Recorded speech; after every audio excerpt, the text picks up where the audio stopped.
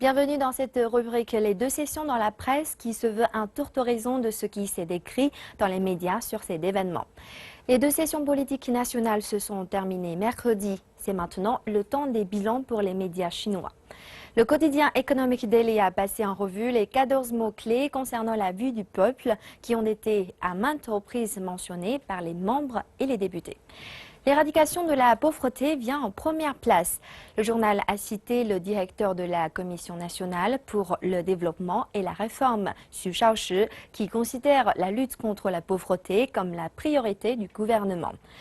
L'emploi est le deuxième mot-clé. Parmi tout ce qui s'est dit sur la question de l'emploi, le Economic Daily a encore cité Xu Shaoshi qui rassure que la restructuration en cours des entreprises chinoises ne causera pas une deuxième vague de licenciements massifs.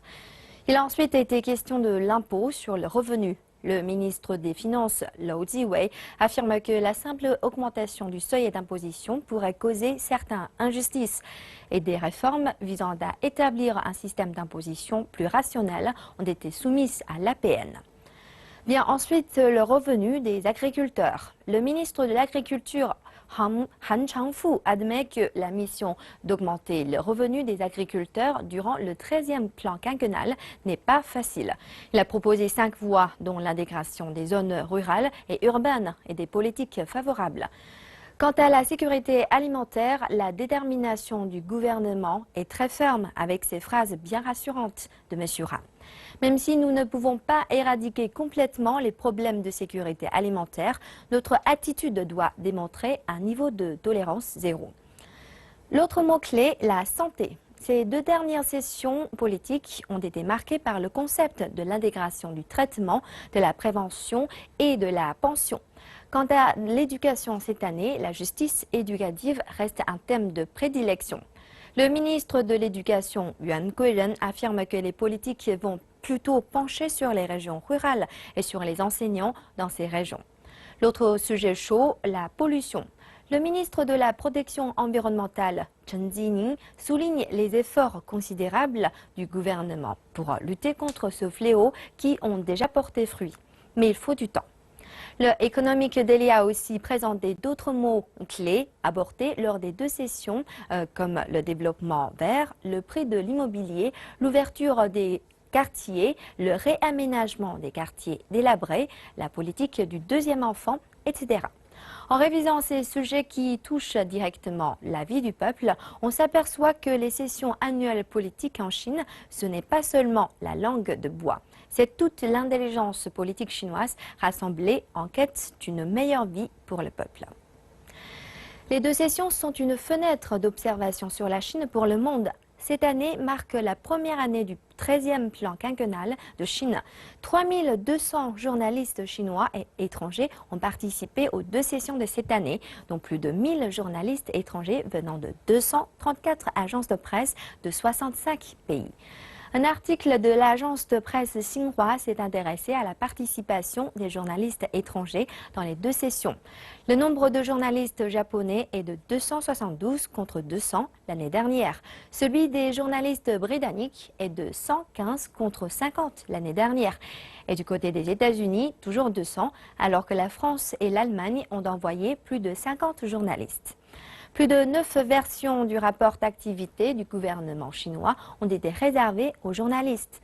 Mais la plus populaire est la version chinoise. Cela montre la forte capacité des journalistes étrangers à lire en chinois. Pour bien faciliter la réalisation des reportages de ces journalistes étrangers, le centre de presse offre également un service de demande en ligne. Les journalistes de Reuters et de Bloomberg ont réussi à interviewer certains députés grâce à cette plateforme.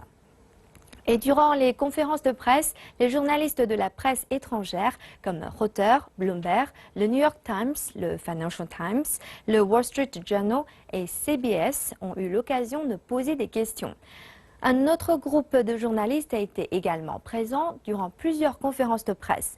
Ils viennent des centres sino-africains et sino-sud-asiatiques, des échanges des infos, et se sont intéressés à la politique du deuxième enfant, au développement économique, à la réforme judiciaire ainsi qu'aux coopérations bilatérales. Voyons ensuite un article de Cancao Xiaoxi dans lequel les médias américains ont donné leur point de vue sur la réforme des entreprises d'État. Bloomberg a publié un article sur la déclaration du directeur de la Commission de gestion et de supervision des propriétés d'État du Conseil des affaires d'État. Selon Bloomberg, la réforme approfondie doit prendre en considération un développement équilibré, surtout la protection des intérêts des employés. Il a également souligné la baisse du surplus industriel de certains secteurs et la hausse des efforts dans d'autres secteurs comme l'aérospatial, l'électronucléaire, le DGV, les énergies renouvelables et les réseaux électriques intelligents.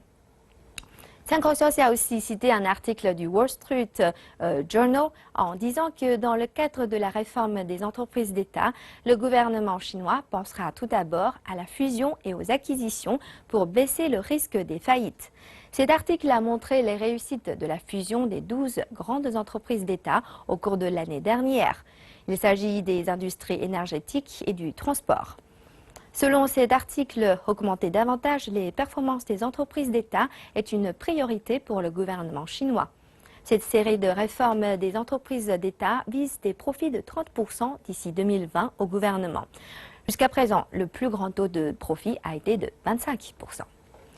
Et pour finir, un sujet sur la protection environnementale qui intéresse le journal Global Times.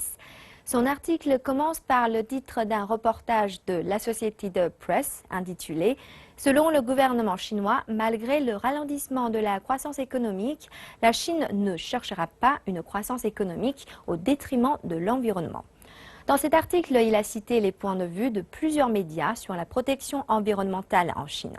Selon le site internet américain CNBC, la Chine essaie depuis plusieurs années de trouver des façons d'améliorer ses performances économiques en donnant plus d'importance au secteur de la consommation et des services au lieu de son industrie lourde. En même temps, la nouvelle classe moyenne fait très attention à la protection environnementale. Selon le site internet russe Zoom, le 13e plan quinquennal prévoit d'abaisser la proportion de l'industrie dans toute l'économie nationale et s'engage dans le développement des hautes technologies. Pour la protection environnementale, la Chine a décidé d'employer les énergies renouvelables comme le soleil et le vent. Selon le journal allemand Berlin News, la baisse d'1,8 million d'employés des secteurs de l'acier et des mines fait partie des politiques de la Chine pour la protection environnementale. La moitié de la capacité installée des sources d'énergie éolienne vient de Chine.